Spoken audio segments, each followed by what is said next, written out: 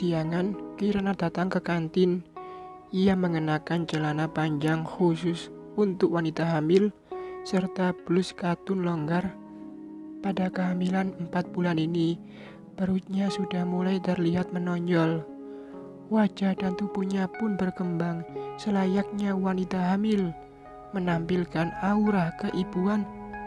Setibanya di kantin, ia langsung menemui Irwan dan Elis. Kirana menyampaikan maksudnya untuk pamit dan tidak lagi bekerja di kantin itu. "Kenapa, Nah? Kamu kan sudah sehat. Kamu tetaplah bekerja di sini. Sekarang aku kan sudah bisa menyetir lagi. Jadi kamu tak perlu belanja ke pasar setiap hari. Kamu di kantin saja. Untuk di dapur pun kamu cukup mengontrol saja. Tidak perlu turun sendiri seperti biasanya.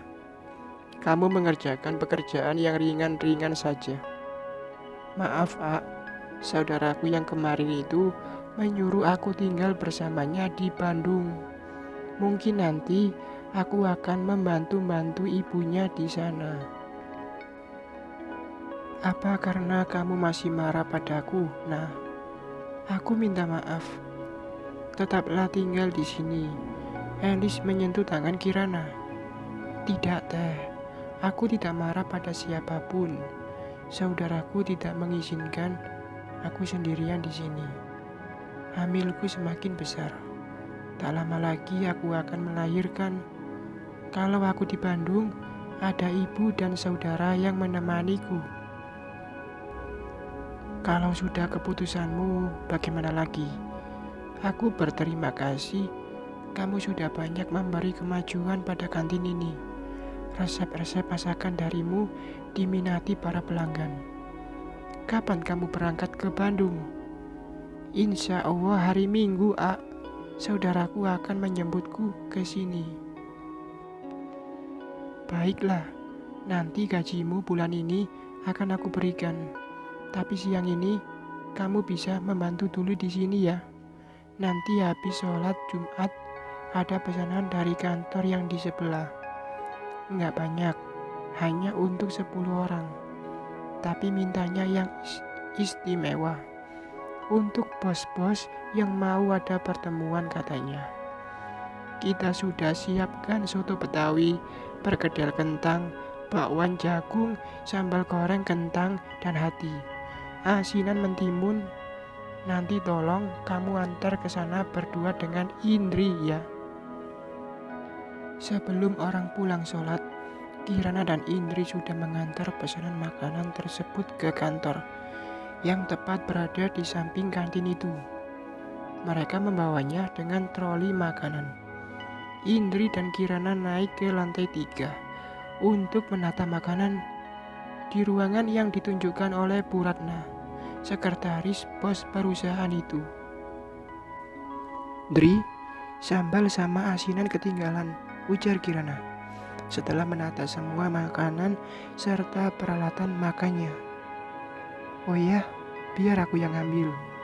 Kamu tunggu di sini," bergegas Indri balik ke kantin, sedangkan Kirana menunggu di meja Bu Ratna. Sambil ngobrol ringan dengan ibu sekretaris itu, ia sudah kenal dengan Bu Ratna karena sering memesan makanan dari kantinnya. Ruang itu sepi karena karyawan sedang beristirahat dan menunaikan sholat Jumat. Indri datang membawa sambal dan asinan. Kirana segera menatanya di meja jamuan. Diperhatikannya sekali lagi. Sudah tidak ada yang kurang dan penataannya juga sudah rapi. Setelah yakin, Kirana dan Indri segera keluar sambil mendorong troli makanan yang sudah kosong menuju lift. Sebelum sampai di lift, pintu lift terbuka. Beberapa orang keluar dari lift tersebut. Melihat penampilannya yang mengenakan jas lengkap dan tas kerja mahal, sepertinya mereka para petinggi. Mungkin mereka yang akan ikut pertemuan nanti. Demi sopan santun, Kirana dan Indri menepi, memberi jalan pada rombongan tersebut. Kirana. Seorang dari rombongan itu mendekati Kirana dan memegang tangannya. Kirana, kamu di sini. Kirana mengangkat wajahnya demi melihat siapa yang ada di depannya dan memegang tangannya. Wajahnya memucat, lututnya gemetaran, jantungnya mendadak berdetak kencang tak peraturan. Lantai yang diinjaknya serasa bergoyang dan Kirana jatuh ke lantai tak sadar diri. Untung pria itu cepat menahannya sehingga tak terhempas ke lantai. Indri yang berdiri di sampingnya terkejut. Ia segera jongkok dekat Kirana. Nah, Kirana, bangun. Indri menggoyang-goyang tubuh sahabatnya itu. Pak, ini gimana? Teman saya kok jadi pingsan? Lelaki yang tadi menegur Kirana ikut berjongkok dekat Kirana. Ia melihat ke sekeliling. Bisa pinjam ruangan untuk putri saya. Semua orang yang berada di dekatnya terkejut. Putri saya. Putri seorang bos besar bekerja di kantin dan mengantar makanan. Bu Ratna yang sudah sampai di sana segera menunjuk ruang direktur utama yang terdekat dari situ. Pak Alfian segera menggendong Kirana, dibantu oleh beberapa orang mengangkat Kirana untuk ditidurkan di sofa ruang direktur utama. Bisa tolong panggilkan dokter? Iya Pak. Bu Ratna segera menelepon seseorang. Tak berselang lama, seorang dokter tiba di sana.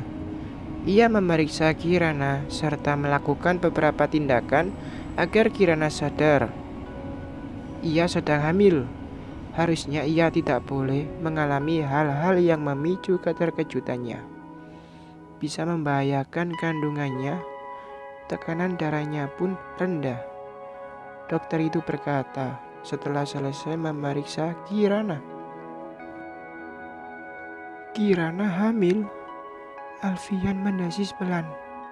Iya, Kirana hamil 4 bulan. Ia baru dirawat di rumah sakit seminggu yang lalu. Terjadi pendarahan waktu itu. Indri menjelaskan 4 bulan. Pas dengan kejadian waktu itu, Alfian bergumam dalam hatinya. Kirana harus istirahat total, tidak boleh melakukan pekerjaan apapun, ucap dokter itu lagi. Saya mau membawanya ke Bandung. Aman gak dok bagi dia melakukan perjalanan ke Bandung?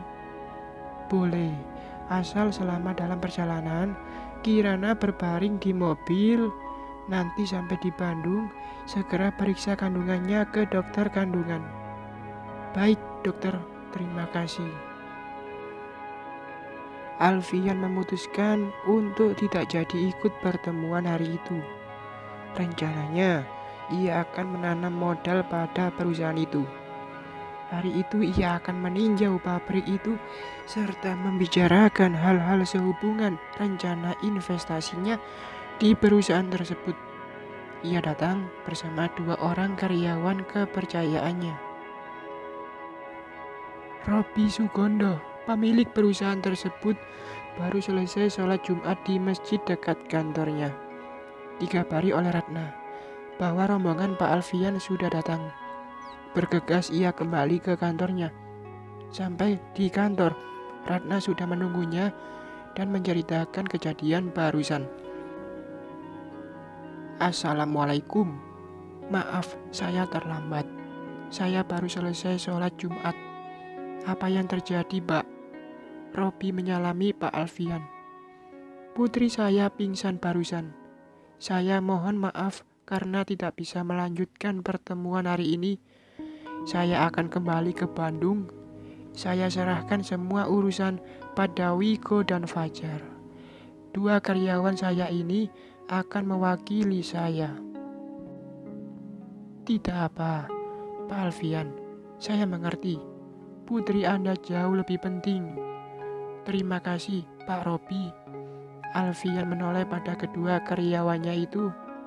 Kalian tolong urus semuanya ya. Nanti telepon kantor Raf di Jakarta. Minta kirimi mobil untuk mengantar kalian balik ke Bandung. Nggak perlu, Pak Alfian. Biar orang kami nanti yang akan mengantar Pak Wiko dan Pak Fajar pulang ke Bandung. Robi menyalah cepat. Sementara itu, Kirana mulai sadar. Ia melihat ke sekelilingnya. Ada beberapa orang dekatnya. Ada Indri yang memijat lembut jemarinya. Ada Pak Alfian yang mengusap-ngusap kepalanya. Tak terasa, air matanya meleleh. Kita pulang ke Bandung ya nak. Kami semua mencemaskanmu. Mama pasti senang sekali kamu datang hari ini. Pak Alfian menepuk lembut pipi Kirana. Kalau sudah begini, apa yang bisa dilakukan Kirana selain menuruti kehendak Pak Alfian? Pak Alfian sengaja menyebut Kirana sebagai putrinya. Ia sendiri bingung mau menyebut apa. Kalau ia sebut sebagai menantu, apakah istri Raf atau Arka? Lantas mengapa menantu konglomerat berada jauh di kota Karawang menjadi pegawai sebuah kantin kecil? Lalu mengapa Kirana sampai pingsan bertemu dengannya? Sudahlah, yang penting Kirana sudah ditemui. Ia akan membawa gadis itu pulang ke Bandung. Tak akan dibiarkannya gadis itu sendirian menjalani hidupnya dengan beban yang berat. Bersambung.